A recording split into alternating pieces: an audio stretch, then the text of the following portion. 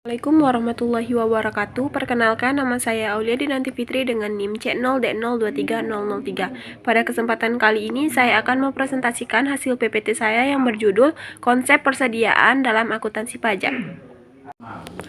Pengertian persediaan. Persediaan pada dasarnya adalah nilai-nilai dari barang-barang yang masih ada atau masih dimiliki perusahaan, yang masih tersedia atau belum terjual atau masih belum dipakai sama sekali.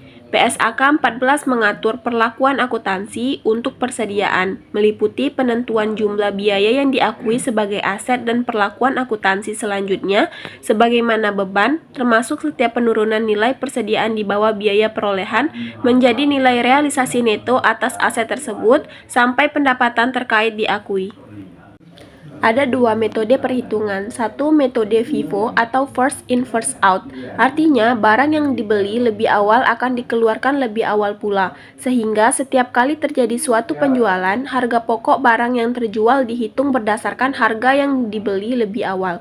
Dua, metode rata-rata atau moving average. Metode ini dihitung dengan menggunakan nilai rata-rata. Nilai rata-rata barang yang masih ada diperoleh dengan cara membagi jumlah nilai persediaan barang yang masih ada dengan jumlah satuan barang yang bersangkutan.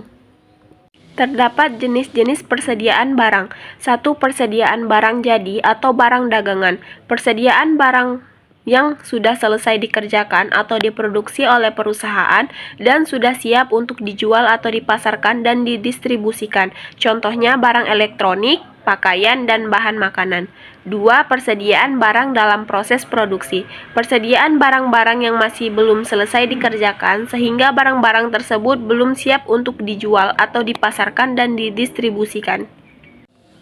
3. Persediaan bahan baku langsung. Bahan-bahan yang digunakan langsung dalam proses produksi dan menjadi komponen inti atau terkait langsung dengan suatu produk, sehingga biaya bahan baku langsung distribusi menjadi harga pokok produksi secara langsung.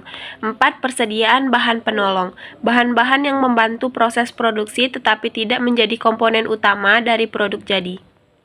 Selanjutnya, perlakuan pajak atas persediaan dalam akuntansi pajak. Persediaan memiliki dampak terhadap kewajiban pajak terutama dalam 1. Pengakuan biaya dan penghasilan. Meliputi harga pokok penjualan atau HPP mempengaruhi laba kena pajak.